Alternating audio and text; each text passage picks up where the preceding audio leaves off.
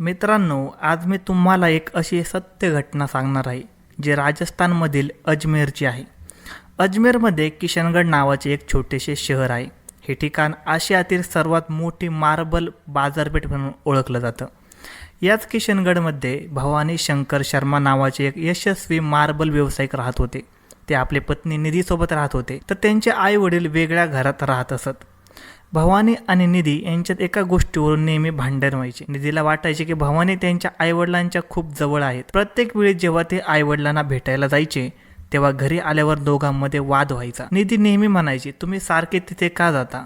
महिन्यातून एकदा मिळणं पुरेसं आहे. या रोजच्या भांडणामुळे घरातील वातावरण नेहमी तणावपूर्ण असायचं. भवानी यांना वाटायचं की ते फक्त दिवस ढकलत आहे. त्यांच्या डोळ्यात नेहमी एक उदासी दिसायची. पण या सर्व भांडणानंतरही त्यांचे एकमेकांवर प्रेम होते आणि एकमेकांची ते काळजी घ्यायचे. 4 मे 2003च्या सकाळी पेपर टाकणाऱ्या मुलाने भवानी यांचे वडील दुर्गा प्रसाद यांच्या घरावर पेपर टाकला. दुर्गा प्रसाद यांना चहा पीत पीत पेपर वाचायला खूप आवडायचं. त्यांच्या पत्नीने चहाचा कप आणून दिला.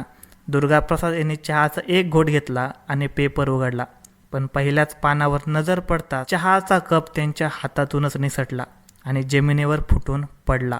असे काय लिहिले होते त्या पेपरमध्ये ज्याने त्यांना इतका मोठा धक्का बसला? हे समजून घेण्यासाठी आपल्याला 2 महिने मागे जावं लागेल. 28 एप्रिल 2003 रोजी राजस्थानच्या अजमेर पोलिसांना एक फोन आला. त्या काळात खूप कमी लोकांकडे फोन असायचे, त्यामुळे पोलिसांनी हा कॉल खूप गांभीर्याने घेतला. फोन करणाऱ्या व्यक्तीने सांगितले, अजमेरमधील एका विहिरीजवळ पोत्यात एक मृतदेह पडला आहे. एवढेच नाही तर थोड्या अंतरावर नदीजवळ एका प्लॅस्टिकच्या पिशवीत त्याचे डोकंही मिळेल. जर बारकाईने पाहिलं तर तिथे रक्ताने माखलेले कपडे देखील मिळतील.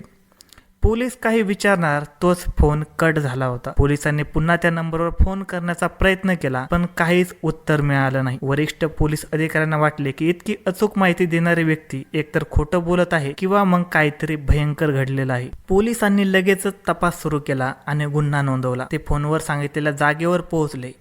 सर्वात आधी ते विहिरीजवळ गेले. तिथे जमिनीवर एक पोतं पडलेलं होतं. पोत्यावर रक्ताचे लाल डाग दिसत होते. जेव्हा पोलिसांनी ते पोते उघडलं तेव्हा त्यांना आतमध्ये एक डोकं नसलेला मृतदेह सापडला. फोन करणाऱ्या व्यक्तीची पहिली गोष्ट तरी खरी ठरली होती. त्यानंतर पोलीस नदीकडे गेले. तिथे एका कॉन्स्टेबलने लाठीने एका प्लॅस्टिकच्या पिशवीला स्पर्श केला. ती पिशवी नदीकडे घसरत चालली होती. त्यावर रक्ताचे डाग होते. पिशवी उघडली तर आतमध्ये माणसाचं डोकं होतं, पण चेहरा मात्र पूर्णपणे जळालेला होता. मारेकराने अशी अवस्था केली होती की पोलिसांना त्याची ओळख पटू नये. पोलिसांनी जवळच्या जंगलात शोध सुरू ठेवला. त्यांना रक्ताने माखलेल्या कपड्यांची पिशवी देखील सापडली. त्या अनोळखी माणसाने सांगितलेली प्रत्येक गोष्ट अगदी खरी निघाली होती. मृतदेह कुठे, डोके कुठे आणि कपडे कुठे, सर्व काही अचूक होतं. पोलिसांनी मृतदेहाचे भाग पोस्टमॉर्टमसाठी पाठवले, पण सर्वात मोठा प्रश्न होता की हा माणूस कोण होता? 3 दिवसानंतर पोस्टमॉर्टम रिपोर्ट आला, ज्यामध्ये 3 मुख्य गोष्टी समोर आल्या. 1, डोक्याच्या मागच्या भागावर वार करण्यात आला होता. 2, मारायच्या आधी त्या व्यक्तीला झोपेच्या गोळ्या देण्यात आल्या होत्या. आणि 3, डाव्या डोळ्याच्या आणि जबड्याच्या मध्ये एक स्टीलची तार टाकण्यात आली होती.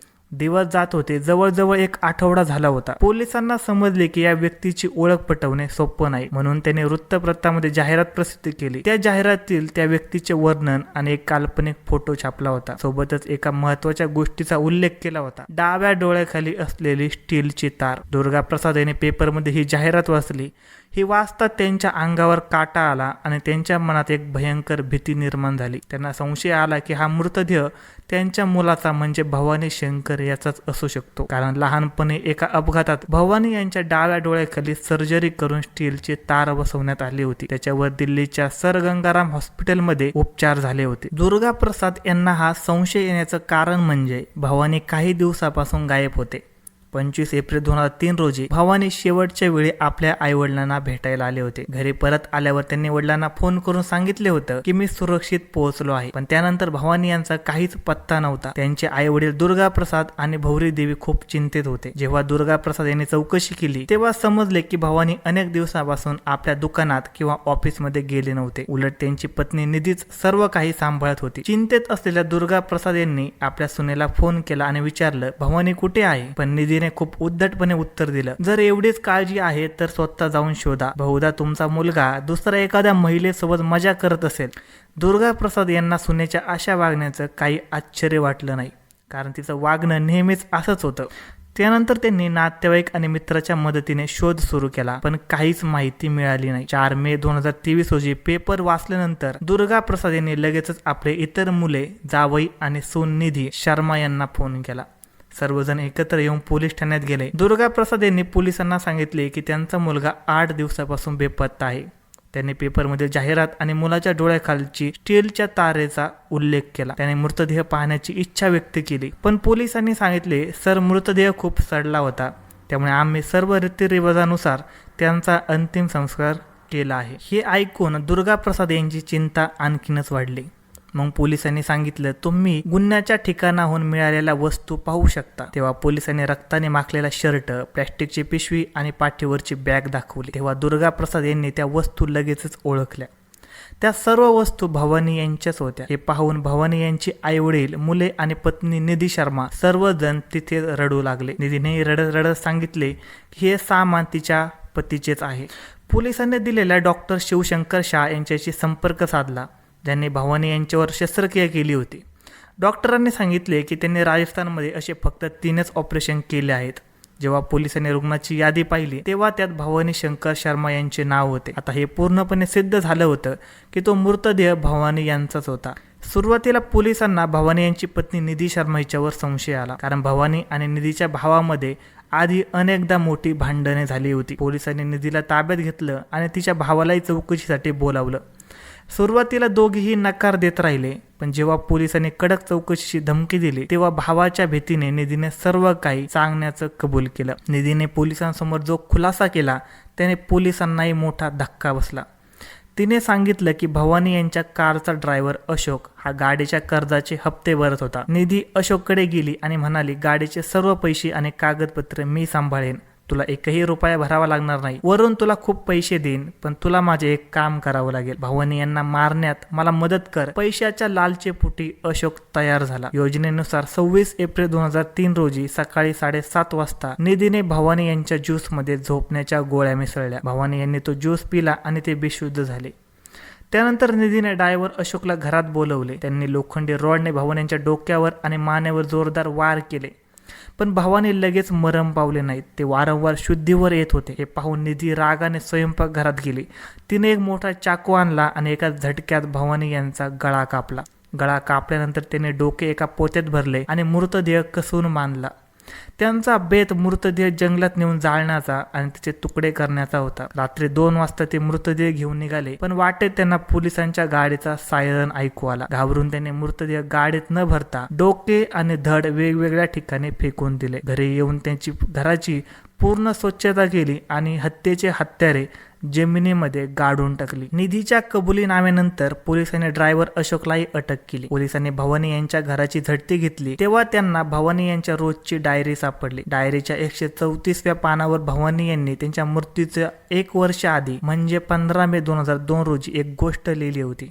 माझी पत्नी निधी मला नेहमी घटस्फोटाची धमकी देते. ती माझा मानसिक आणि भावनिक छळ करते. अनेकदा ती माझ्या इच्छेविरुद्ध घर सोडून निघून जाते. मी आतून पूर्णपणे तुटलो आहे.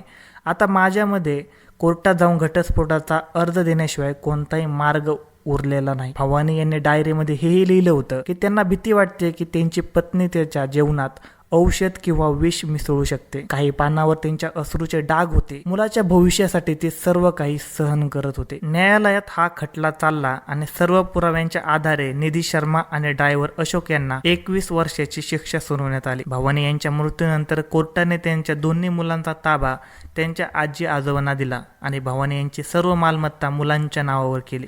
तपासात समोर आले की निधी आणि ड्रायव्हर अशोक यांचे अनैतिक संबंध होते आणि त्यांना एकत्र राहायचे होते. भवानी मुलांच्या भविष्यासाठी घटस्फोट देत नव्हते, त्यामुळे निधीने त्यांचा काटा काढायचा ठरवला. तसेच तिला भवानी यांच्या मालमत्तेवर ताबा मिळवायचा होता. तुरुंगातून 21 वर्षानंतर बाहेर आल्यावरही निधी शांत बसली नाही. त्या दोन्ही मुलांनी आपल्या वडिलांच्या खुनी आईला भेटण्यास साफ नकार दिला होता, पण निधी मुलांच्या प्रेमासाठी नाही तर मालमत्तेसाठी कोर्टात केस लढत आहे. तिने कोर्टात दावा केला की मुले लहान आहेत आणि मालमत्ता सांभाळू शकत नाही, त्यामुळे ती तिला मिळावी, परंतु कोर्टाने तिचा हा अर्ज फेटाळून लावला. मित्रांनो, ही कहाणी आपल्याला शिकवते की लोभ आणि रागाच्या भरात माणूस किती क्रूर बनू शकतो. भवानी शर्मा हे बाहेरून एक यशस्वी व्यापारी दिसत होते, पण त्यांच्यात घरात त्यांच्या विरुद्ध कट रचला जात होता. निधीच्या लोभाने एका चांगल्या माणसाचा जीव घेतला आणि 2 निष्पाप मुलांना नेहमीसाठी अनाथ केलं होतं. कोणत्याही नात्यात प्रामाणिकपणा आणि संवाद असणे खूप गरजेचं आहे. जर तुमच्या आयुष्यातही असा काही मानसिक छळ किंवा तणाव असेल तर गप्प बसू नका. योग्य वेळी घेतलेली मदत एखाद्याचा जीव वाचवू शकते. तुम्हाला ही कथा कशी वाटली आणि यात तुम्हाला सर्वात जास्त काय खटकलं? निधीचा लोभ की भवानी यांची उदासी? कमेंट करून नक्की सांगा.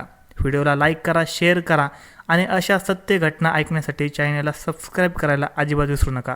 सुरक्षित राहा, सतर्क राहा. धन्यवाद.